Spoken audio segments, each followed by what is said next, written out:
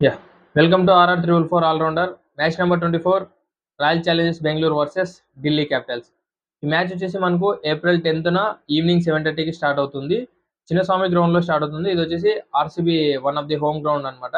And ఈ మ్యాచ్లో pitch రిపోర్ట్కి వస్తే మాత్రం ఆబ్వియస్లీ హై స్కోరింగ్ గ్రౌండే అనమాట. మన ఇండియాలో ఉన్న అన్ని గ్రౌండ్ల కంటే లాస్ట్ నుంచి టాప్ 3లో ఉందనుకుంటా. అంత చిన్న గ్రౌండ్ ఇది. చుట్టూ డైమెన్షన్స్ వచ్చేసి 65 మీటర్స్ నుంచి 70 మీటర్స్ దాకానే ఉంటాయి కాబట్టి మిస్ హిట్స్ అయినా కూడా సిక్సెస్ వెళ్ళే ఛాన్సెస్ ఉంటాయి కాబట్టి హై స్కోరింగ్ గ్రౌండ్ అనమాట. అండ్ హై స్కోరింగ్ పిచ్ కూడా. అండ్ ఈ పిచ్ వచ్చేసి నార్మల్గా బౌలర్లకి అయితే అసిస్టెన్సీ అంత అయితే ఉండదు అనమాట. ఎట్లాంటి బౌలర్కైనా రన్స్ అయితే కొడతారనమాట. ఓకేనా, ఎందుకంటే మిస్ హిట్స్ అయినా కూడా స్కోరింగ్ వచ్చే ఛాన్సెస్ ఉంటాయి. అండ్ స్పిన్ బౌలర్స్కి వికెట్స్ తీసే ఛాన్సెస్ ఎక్కువ ఉంటాయి అనమాట. గతంలో మనం చూసాం, యుజ్వేంద్ర చహల్ ఆర్సీబీ టీం పక్కండి ఎన్ని వికెట్స్ తీసాడో చూసాం మనం.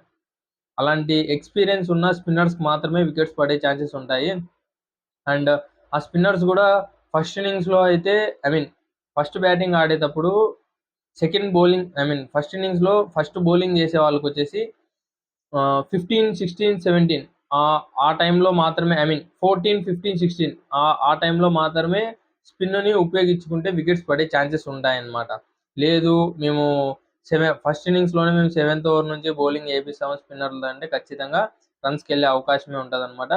కుల్దీప్ యాదవ్, అక్షర్ పటేల్ జాగ్రత్తగా ఉండాల్సింది ఉంటుందన్నమాట. అండ్ అదే సెకండ్ ఇన్నింగ్స్లో ఒకవేళ మీరు బౌలింగ్ చేస్తా అంటే మాత్రం 7th ఓవర్ నుంచి కూడా స్పిన్కి ఇచ్చి ఆడించాల్సి ఉంటుంది. తొందరగా వికెట్స్ పడే ఛాన్సెస్ కూడా ఉంటాయన్నమాట. అండ్ డ్యూ విషయానికి వస్తే మాత్రం ఆబ్వియస్లీ బెంగళూరులో అయితే ఖచ్చితంగా డ్యూ అయితే ఉంటుంది. అండ్ టాస్ విషయానికి వస్తే మనం చెప్పాల్సిన అవసరం లేదు. ఐపీఎల్లో ఎలాంటి కెప్టెన్ అయినా టాస్ గెలిస్తే మాత్రం ఖచ్చితంగా సెకండ్ బ్యాటింగ్ తీసుకొని ఛాన్సెస్ ఎక్కువ ఉంటాయి అనమాట. ఎందుకంటే ఫస్ట్ బ్యాటింగ్ తీసుకొని మీరు గెలిచాలంటే 220, 210 అట్లీస్ట్ 210, 220, 220 అలా కొడితేనే ఫస్ట్ బ్యాటింగ్ ఆడేవాళ్ళు గెలిచే ఛాన్సెస్ ఉంటాయన్నమాట. లేదు మేము 190, 180 అంటే సెకండ్ ఇన్నింగ్స్ వాళ్ళకి ఛాన్సెస్ ఎక్కువ ఉంటాయి అనమాట గెలవడానికి. 190, 200 అయినా కూడా సెకండ్ ఇన్నింగ్స్ వాళ్ళకే ఒక 60-70% గెలిచే ఛాన్సెస్ ఉంటాయి. ఒకవేళ 210, 220 కొడితే మాత్రమే సెకండ్ ఇన్నింగ్స్లో, అది కూడా ఓపెనర్స్ త్వరగా అవుట్ అయితే వాళ్ళ మీద ప్రెజర్ పడి 180, 190 చేసి ఓ 10 to 20 రన్స్తో ఓడిపోయే ఛాన్సెస్ ఉంటాయన్నమాట. అండ్ ఇప్పుడు దాకా ఈ గ్రౌండ్లో వచ్చేసి 193 మ్యాచెస్ ఆడారు. ఈ 193 మ్యాచెస్లో కూడా ఫస్ట్ బ్యాటింగ్ అన్నోళ్ళు 84 టైమ్స్ గెలిచారు. అండ్ సెకండ్ బ్యాటింగ్ అన్నోళ్ళు 107 టైమ్స్ గెలిచారన్నమాట. ఓకేనా. అండ్ ఇప్పుడు దాకా ఫస్ట్ ఇన్నింగ్స్ యావరేజ్ స్కోర్ వచ్చేసి 190 ఉందన్నమాట. And second innings average score వచ్చేసి 175 ఉందన్నమాట. అండ్ హెడ్ టు హెడ్ డీటెయిల్స్కి వస్తే మాత్రం ఇప్పుడు దాకా ఆర్సీబీ వర్సెస్ ఢిల్లీ క్యాపిటల్స్ వీళ్ళిద్దరూ కలిసి 31 మ్యాచెస్ ఆడారు. ఆ 31 మ్యాచెస్లో కూడా ఆర్సీబీ వచ్చేసి 20 టైమ్స్ గెలిచింది, డీసీ వచ్చేసి 11 టైమ్స్ మాత్రమే గెలిచింది అనమాట. హెడ్ టు హెడ్ డీటెయిల్స్లో ఆర్సీబీనే ముందుందనమాట. అండ్ ఇప్పుడు దాకా వీళ్ళిద్దరూ ఆర్సీబీ అండ్ ఢిల్లీ వీళ్ళిద్దరు ఈ గ్రౌండ్లో 12 మ్యాచ్లు ఆడింటే 12 మ్యాచ్ల్లో ఆర్సీబీ వాళ్ళు వచ్చేసి 8 మ్యాచెస్ గెలిచారు. అండ్ డీసీ వాళ్ళు వచ్చేసి 4 మ్యాచెస్ గెలిచారన్నమాట. అండ్ వీళ్ళిద్దరూ ఇప్పుడు దాకా ఫస్ట్ ఇన్నింగ్స్ ఆడినప్పుడు ఆర్సీబీ 10 టైమ్స్ గెలిస్తే డీసీ వాళ్ళు వచ్చేసి 5 టైమ్స్ మాత్రమే గెలిచారు. అండ్ సెకండ్ ఇన్నింగ్స్ ఆడినప్పుడు అయితే ఆర్సీబీ 10 టైమ్స్ గెలిచింది. అండ్ డీసీ వాళ్ళు వచ్చేసి 6 టైమ్స్ గెలిచింది అనమాట. అండ్ ప్లేయింగ్ లెవెన్ విషయానికి వస్తే మాత్రం ఖచ్చితంగా ఇరువైపులా కొన్ని చేంజెస్ చేసే అవకాశం, డీసీలో చేంజెస్ చేసే అవకాశం ఉంది కానీ ఆర్సీబీలో అయితే ఇంపాక్ట్ ప్లేయర్గా చేంజెస్ చేసే అవకాశం ఉంది కానీ ఇంకా మిగతా అంతా సేమ్ టు సేమ్ ఉండే అవకాశం ఉంటుంది. ప్రాబ్లమ్స్ విషయానికి వస్తే మాత్రం డీసీలో కొద్దిగా ప్రాబ్లమ్స్ అయితే ఉన్నాయి. ఇప్పుడు దాకా అయితే ఆర్సీబీ వాళ్ళకైతే ఏం ప్రాబ్లమ్స్ ఏం లేవన్నమాట. వీళ్ళు బయట అవే గ్రౌండ్స్లో మ్యాచ్లు గెలిచారు, హోమ్ గ్రౌండ్లో ఒకటి ఎగ్జిటీతో ఓడిపోయారు. అండ్ వీళ్ళైతే అన్నిటికీ అన్నీ గెలిచారన్నమాట. 3కి 3 మ్యాచ్లు గెలిచి వీళ్ళు ఆర్సీబీలోకి వచ్చారు. మేబీ ఈ మ్యాచ్ చెప్పలేమన్నమాట ఎలా ఆడతారని, చూద్దాం. దాని గురించి ముందు మాట్లాడుకుందాం అనమాట. అండ్ ఆర్సీబీ ప్లేయింగ్ 11 విషయానికి వస్తే మాత్రం Phil Salt, Virat Kohli and Devdutt Patidar and Livingstone and Jitesh Sharma, team David ఉండే ఛాన్సెస్ ఉంటాయి మిడిల్ ఆర్డర్లో అండ్ ఓపెనర్లో.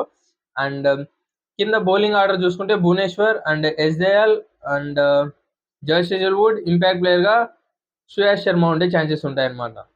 ఒకవేళ విరాట్ కోహ్లీ డక్అవుట్ అయితే పరిస్థితి ఏంటి? ఏం లేదండి, పరిస్థితి అట్లేం లేదు. ఎలాగో అందరూ టీం మొత్తం మంచి ఫామ్లోనే ఉన్నారు కాబట్టి ఎలా అయినా మంచిగానే ఆడతారనమాట. విరాట్ కోహ్లీ అవుట్ అయినా కూడా లాస్ట్ సీజన్లో అయితే అవుట్ అయ్యే ఛాన్సెస్ ఉంటాయి. అదే ఇప్పుడైతే మాత్రం మంచిగానే ఆడుతుంటారు కాబట్టి అలా ఏం లేదనమాట. అండ్ మనకు డీసీ ప్లేయింగ్ 11 చూసుకుంటే మాత్రం Jake Fraser, Faf du Plessis, Abhishek Porel, KL Rahul and Tristan Stubbs, Axar Patel, Mitchell Starc, Kuldeep Yadav, Mohit Sharma and Mukesh Kumar ఉండే ఛాన్సెస్ ఉంటాయి. అండ్ ఇంపాక్ట్ ప్లేయర్గా అశుతోష్ శర్మ ఉండే ఛాన్సెస్ ఉంటాయి అనమాట.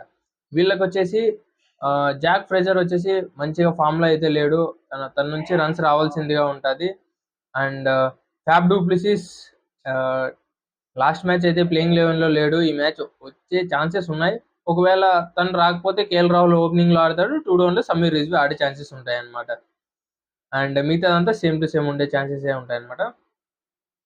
అండ్ ప్లేయర్ బ్యాటిల్ విషయానికి వస్తే మాత్రం ఇప్పుడు దాకా Virat Kohli versus Mitchell Starc వీళ్ళిద్దరు ప్లేయర్ బ్యాటిల్లో విరాట్ కోహ్లీ 72 రన్స్ వేసి ఒక్కసారి కూడా అవుట్ కాలేదు అనమాట. ఐపీఎల్లో ఇంటర్నేషనల్ దాంట్లో అవుట్ అయ్యాలే, ఐపీఎల్లో అవుట్ కాలేదు ఇంతదాకా.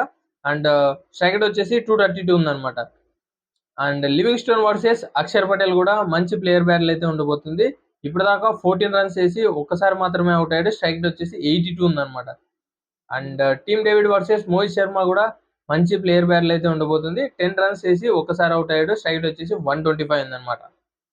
అండ్ ఇంకా మిగతా బ్యాటర్స్ ఏమున్నారు, పడికల్ ఉన్నాడు, పటిదర్, టీమ్ డేవిడ్ కానీ, లివింగ్స్టోన్ కానీ, వాళ్ళందరూ డీసీ బౌలర్స్ని ఇంకా ఫేస్ చేయలేదన్నమాట. అందుకనేసి వాళ్ళు ఏం చెప్పలేదు. ఒకవేళ ఫేస్ చేసినా కూడా ఒక మంచి స్ట్రైక్ రేట్తోనే ఉంది. ఒక్కోసారి మామూలు ఎవరైనా అవుట్ అవుతుంటారు, దాని గురించి ఇంకేం అవసరం లేదు. And DC batsmens versus RCB bowlers చూసుకుంటే Faf du Plessis versus Krunal Pandya ఇప్పటిదాకా 69 రన్స్ చేసి ఒక్కసారి మాత్రమే అవుట్ అయ్యాడు, స్ట్రైక్ రేట్ వచ్చేసి 123 ఉందన్నమాట. And KL Rahul versus Bhuvneshwar ఇప్పటిదాకా 102 రన్స్ వేసి ఒక్కసారి మాత్రమే అవుట్ అయ్యాడు, స్ట్రైక్ రేట్ వచ్చేసి 112 ఉందన్నమాట. And KL Rahul versus Josh Hazlewood కూడా మంచి ప్లేయర్ బ్యాటిల్ అయితే ఉండబోతుంది. ఇప్పటిదాకా 44 రన్స్ వేసి ఒక్కసారి మాత్రమే అవుట్ అయ్యాడు, స్ట్రైక్ రేట్ వచ్చేసి 137 ఉందన్నమాట. ఇంకింతే. వీళ్ళకు కూడా అశుతోష్ శర్మ కావచ్చు, స్టెప్స్ కావచ్చు, అభిషేక్ పోరల్ కావచ్చు, అక్షర్ పటేల్ కావచ్చు, అశుతోష్ శర్మ కావచ్చు, వీళ్ళందరూ ఇంకా ఆర్సీబీ బౌలర్స్ని ఫేస్ చేయలేదన్నమాట. అందుకనేసి వాళ్ళ గురించి ఏం చెప్పలేదు. ఒకవేళ ఫేస్ చేసినా కూడా మంచి స్ట్రైక్ రేట్తోనే ఉంది, వాళ్ళవేమి ఇంకా యాడ్ చేయలేదన్నమాట. అండ్ వార్ బ్యాటిల్స్కి వస్తే మాత్రం ఖచ్చితంగా RCB openers versus Mitchell Starc అయితే మంచి ఫామ్లో ఉన్నాడు, రెడ్ హాట్ ఫామ్లో. ఖచ్చితంగా ఈరోజు ఎవరో ఒకరు ఫెయిల్ అయ్యే ఛాన్సెస్ ఉంటాయన్నమాట. అది విరాట్ కోహ్లీ అయి ఉండొచ్చు, ఫిలిప్ సాల్ట్ అయి ఉండొచ్చు. ఎవరో ఒకరు వికెట్ ఖచ్చితంగా తీస్తాడనమాట. అది కూడా సెకండ్ ఓవర్లో తీసే ఛాన్సెస్ ఉంటాయన్నమాట. ఫస్ట్ ఓవర్లో చూసుకొని ఆడతారు అనుకుంటున్నా నాకు తెలిసి, ఎందుకంటే లెఫ్ట్ హ్యాండ్ ఫేసర్ కాబట్టి. అది కూడా విరాట్ కోహ్లీకి కొద్దిగా స్లైట్ వీక్నెస్ ఉంది లెఫ్ట్ హ్యాండ్ ఫేసర్తో.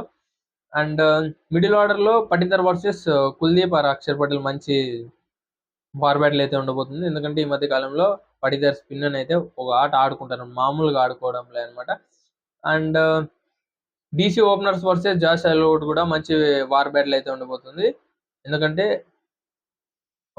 జాక్ ఫ్రెజర్ అంత మంచి ఫామ్లో అయితే లేడు, జాష్ హేజల్వుడ్ మంచి ఫామ్లో ఉన్నాడు, రన్స్ కట్టడి చేస్తున్నాడు అనమాట. తిను ఒక పక్క నుంచి రన్స్ కట్టడి చేసినా కూడా ఎస్ దయాల్ వచ్చి వికెట్ తీసే ఛాన్సెస్ చాలా ఉన్నాయన్నమాట. అండ్ ఫైనలీ విన్నింగ్ ప్రెడిక్షన్కి వస్తే మాత్రం ఇద్దరు టీంలు మంచిగానే పర్ఫామ్ చేస్తున్నారు. ఆర్సీబీ ఇంకా హోమ్ గ్రౌండ్లో గెలిచలేదు.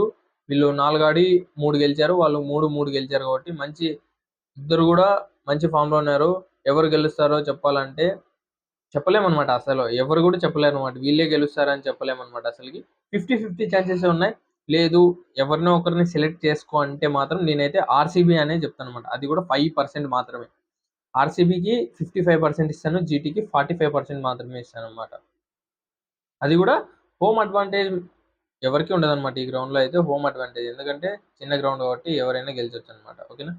అండ్ ఇప్పుడు దాకా ఈ వీడియో చూసింటే మాత్రం మీకు నచ్చిందని అనుకుంటాను. లైక్ చేయండి అండ్ నన్ను కూడా కొద్దిగా ఎంకరేజ్ చేసినట్లుగా ఉంటుంది. అండ్ సబ్స్క్రైబ్ చేసుకోండి. నేను వీడియో పెట్టగానే మీకు నోటిఫికేషన్ వస్తుంది. Thank you guys.